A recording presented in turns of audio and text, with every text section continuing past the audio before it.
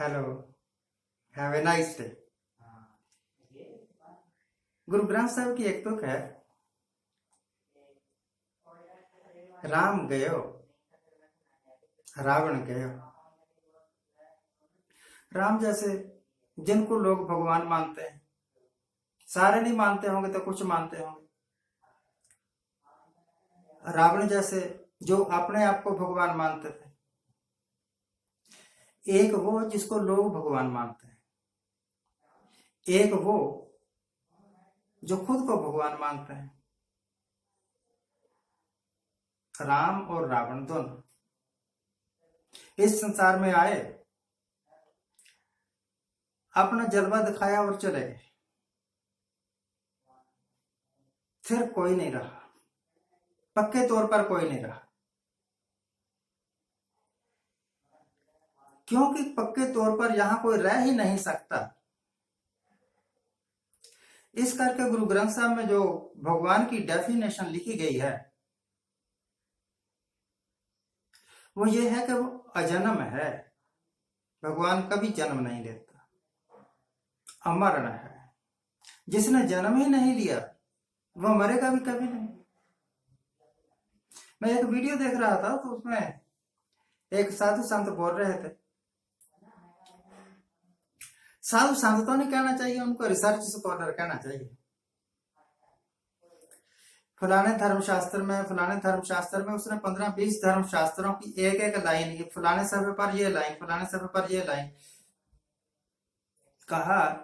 हर एक भगवान के बारे में, कृष्ण के बारे में, राम के बारे में, विष्णु के बारे में, सभी के बारे में कहा, गणेश के बारे में, शिव जी के बारे में। कि लोग इनको भगवान कहते हैं, ये भगवान है नहीं। और असली भगवान, असली पारब्रह्म परमेश्वर कबीर है। कबीर को मानने वाले कबीर को भगवान कह रहे हैं, रविदास को मानने वाले रविदास को भगवान कह रहे होंगे, नामदेव को मानने वाले रामदेव को भगवान कह रहे होंगे। जिसका दिल जिसको चाहता है उसको भगवान बना लेता है। परंतु ये सब भटके हुए लोग हैं, ये सब अनपढ़ और जाहिल लोग हैं। अगर भगवान है तो वो कभी जन्म नहीं लेता।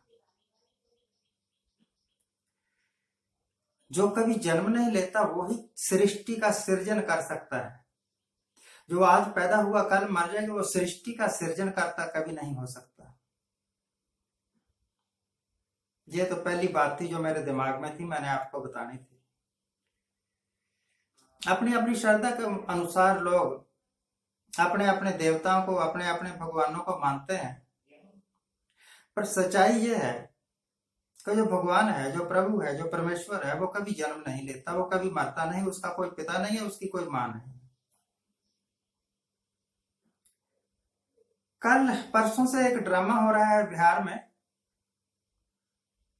वैसा ही ड्रामा महाराष्ट्र में किया था हमने, और पूरी तरह कामयाब रहे थे। ड्रामा यह था कि कुछ एमएलए तोड़ो दूसरी पार्टी के और अपनी सरकार बनाओ।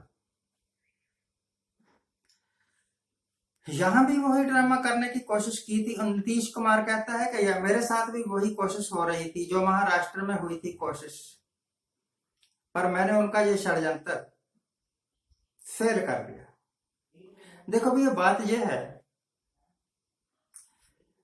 सरकार बनाने की कोशिश हो रही थी, सरकार गिराने की कोशिश हो रही थी, मुझे नहीं पता,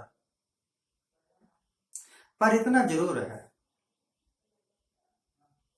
कि अगर आप किसी दूसरे के वास्ते में गड्ढा खोदते हो ना,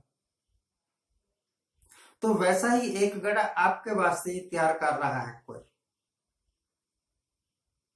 महाराष्ट्र में बीजेपी वालों ने शिवसेना वालों का बेड़ा बैठा दिया, उद्धव ठाकरे का। और बिहार में इन्हीं के साथी नीतीश कुमार ने बीजेपी का बेड़ा बैठा दिया। टिट फॉर टैट, तुम भी खुश मैं भी खुश। तूने किसी के साथ गद्दारी करवाई, मैंने तेरे साथ गद्दारी करवाई। अब खसियानी बिल्ली खंबा नोचे वाली हालत होगी बेचारे बीजेपी वालों की। तो वो बात को गुरु तेग बहादुर साहब कहते हैं, कहां भूलियो रे झूठे लोभ लाभ। ये दौड़ किस लिए रहे? बिहार में मेरी सरकार बन जाए, यूपी में मेरी सरकार बन जाए, महाराष्ट्र में मेरी सरकार बन जाए, राजस्थान में ये तोड़ जोड़ कर लूं, कर्नाटक में ये तोड़ जोड़, किस वास्ते? कोई अपने 200, 400, 500 साल जिंदा थोड़ा रहना है। 70 साल उम्र हो गई, 60 साल उम्र हो गई, आज नहीं तो कल, कल नहीं तो परसों, परसों नहीं तो नरसों, जब बुलावा आ जाएगा उस भगवान का, उस परमेश्वर का। शुरू में मैंने परमेश्वर की बात कही थी ना, तो वो इनके ऊपर भी लागू होता है, वो मेरे ऊपर भी लागू होता है। वो जो सृष्टि का बनाने वाला है, वो जो मौत भी देता है, वो जो जीवन भी देता है, creator of the world, destroyer of the world, उसकी निगाह आपके ऊपर है। और जब उसका हुक्म हो जाएगा तो आप इस दुनिया से चले जाओगे। फिर इतनी हेरा फेरियां, इतनी ठगियां, इतनी पहनामियां क्यों कर रहे हैं? लख ठगियां पहनामियां, रात दिन जी नाल, गुरु नानक ने कहा। काहे के वास्ते ठगियां कर रहे हैं? काहे के वास्ते किसी की सरकार बना रहे हो, किसी की सरकार करा रहे हैं? क्यों दौड़े हुए हैं दिन रात? जबकि आपको पता होना चाहिए कि आपका जीवन जो है ना, कुछ ही दिनों का है, कुछ ही वर्षों का है, और उसके बाद भगवान का बुलावा आएगा और आप चले जाएंगे। वो लोग जो अपने आप को राजा नहीं भगवान समझते हैं, अभी मैं बात कर रहा था, लोग कबीर को भगवान कहते हैं, परंतु भगवान तो वो होता है जो कभी जन्म ही नहीं लेता, जो कभी मरता ही नहीं। तो कबीर भगवान कैसे हो गए? रविदास भगवान कैसे हो गया? नामदेव भगवान कैसे हो गया? गुरु गोविंद सिंह साहब ने कहा कि जो हमको परमेश्वर उचरे, सो जन नरक कुंट में पड़े, मैं हूं परम पुरुष का दासा, देखन आयो जगत तमाशा।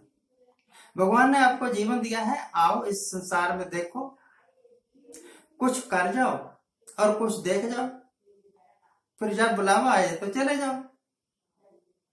रोते हुए आए हो, कम से कम हंसते हुए तो जाओ।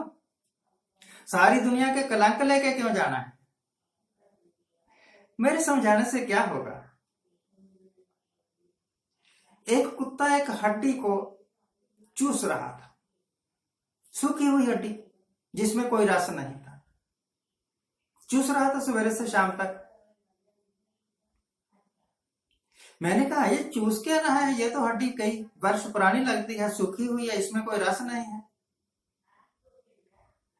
तो भैया मेरे मित्र सत्यानाशी ने जवाब दिया कि रस हड्डी में नहीं है, रस उस खून में है जो इसके मुंह में घुल रहा है, इसी के दांतों का। सरकार बनाने में कोई रस नहीं है, सरकार गनाने में कोई रस नहीं है। रस सिर्फ इनको अपनी चालाकियों में लगता है कि देखो ये मैंने ये कर दिया, मैंने ये कर दिया। इनकी ये मैं इनको कोई अच्छा रास्ता भी नहीं दिखा पाता। गुरु नानक ने कहा कि अपने अंदर की मैं त्याग देगा ना, तू तेरे और भगवान में कोई फर्क ही नहीं रह जाएगा।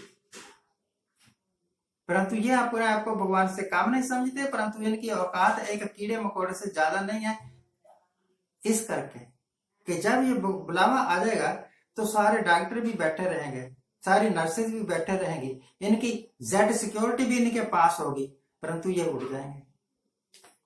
आज के लिए इतना ही दोस्तों। जीवन बड़ा अनमोल है, बेकार की चीजों में गवाया मत कीजिए, सकार्थ कीजिए जीवन को। जीवन का कोई अर्थ होना चाहिए, कुछ दे के जाइए संसार को, अच्छा अच्छा, बुरा बुरा नहीं। नमस्कार।